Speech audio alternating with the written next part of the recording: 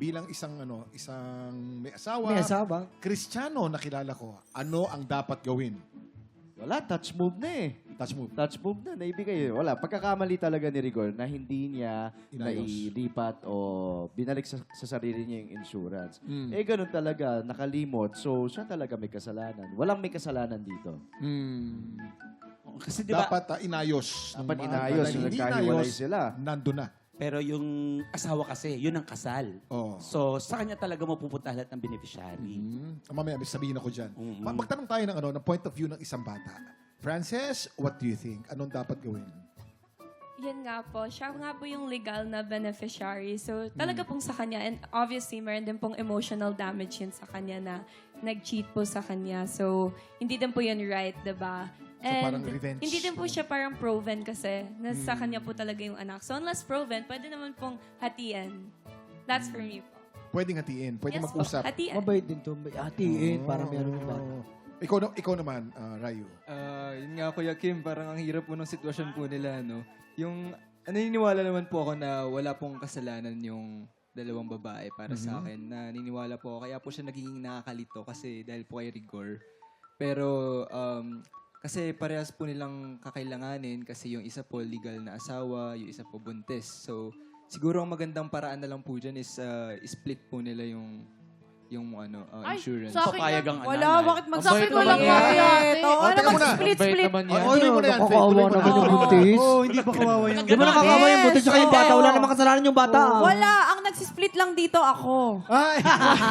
Hindi. Hindi totoo ka nga. kasi, Kuya Sige, Kim. split ka nga. Ano yan eh, nasa timeline yan eh, di ba? Kung Oh. talagang nag-overlap ang relationship, I don't think deserve ng other woman na matulungan pa, di ba? Kung hindi naman, kung wala naman talaga siyang idea na the guy is married, baka maaaring matulungan pa kita, di ba? Pero sa point nila, Kuya, ang kawawa talaga dito ay yung dalawang babae. Kaya nga, Yung isang babae may anak.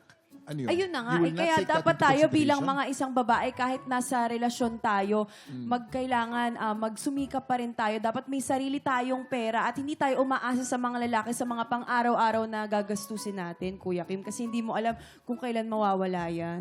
Ba't ka galit? Ay, hindi ako galit. Passionate lang, passionate. Ito ang mainit ang ulo, yung katabi ko. Hindi Arlene, naman. tuloy mo na yan. no? Hindi ko bibigyan yung babae kasi lalo na kung alam ko na naging kabit siya. Pero kung hindi ko naman alam, kawawa naman siya. Moral support na lang ako. Okay lang Paano yan. kung halimbawa yung babae wala ding alam? Madalas ang babae walang alam. Oo, Hindi kasi lalaki sinasabi lang ng talaga lalaki yun ang na... bobole. Oo. Ay di, gisingin niya si Rigor. Ako ba gumawa nun? Hindi ako gumawa niyan, be. Makikita natin ang ganda ng point of view ng mga babae kasi may halong galit. Eh. Oo, Halong eh. revenge. Tanungin natin ang point of view ng isang lalaki na maaaring maging rigor balang araw. Kunyari lang. Point of view. Na posibilidad, na posibilidad. Point of view lang. Eh, ang gwapo kasi. Hypothetical. Hypothetical. Oo. Ito lang aking masasabi. Baksa Kung parado yan. nagkasalaman. Hindi, para sa akin naman, oo, as a babae, tsaka asawa ka, yun, pwede kang magalit, pwede kang magtampo. Kasi ginawa sa'yo pag nagtalikod ka, niloko ka. Pero, as tao naman, siguro naman, timbangin mo rin, baka naman kailangan din ng bata yung pera, baka makakatulong din doon sa mag-ina. Pero, magpatawad ka na lang, gano'n na lang, para maging easy na lang yung buhay mo, di ba? Ay, si Ako Kuya naman, Kim. ang masasabi ko naman dyan, depende. Kung yung legal wife ay may mga anak na kailangan suportahan, maaari ko ipagdamot at sabihin ko sa akin dapat yan dahil hindi lang para sa akin yan, Tama. para sa mga anak ni Rigor yan. Pero kung single naman at wala nang pinagkakaabalahan sa buhay, maaaring bigyan ko.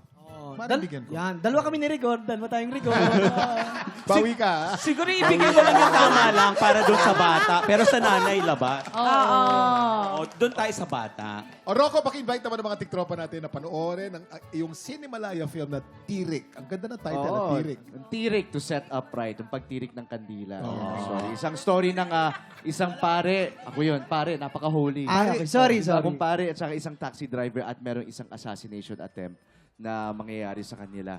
At hahabulin sila ng past nila. Kaya hindi lang yan, pati mga ibang entries ng Cinemalaya 22 Real Reflections, panoorin po natin. Suportahan natin ang pelikulang Pilipino. At sana tayong lahat makapagsinamalayan din. Yeah. Gusto rin namin. Napakagandang experience talaga. At ang balito ko, mga entry ng Cinemalaya this year talagang stand out Yes daw lahat. po. Kay Ruro Ang po, galing daw. kasali yung kay Ruro. Kay Mamang. Yung kay Mamang din, Mamang kasama. po, Kay wow! Mamang, supportahan po Ang natin. ganda nung kay Mamang. Yung Two valid valid IDs. IDs. Oo. Valid IDs. Gaganda. Tapos bukas, merong reading ng bagong book ni Ricky Lee. Pupunta ako doon. Abang kita-kita tayo doon. yun. Gusto ko lang sabihin sa babae, anak natin. Ay, very good naman. Mga tiktropa, suportahan po natin ang tirik sa lahat ng mga pelikula sa Cinemalaya Film Festival. Tutok lang dahil bigayan ng blessing sa pagbabalik ng TikTok Live! Hi, Lola Mar. I love you. Hi, Uncle Yuyon sa Manggatarem. Hello po. Saan po tayo maulan?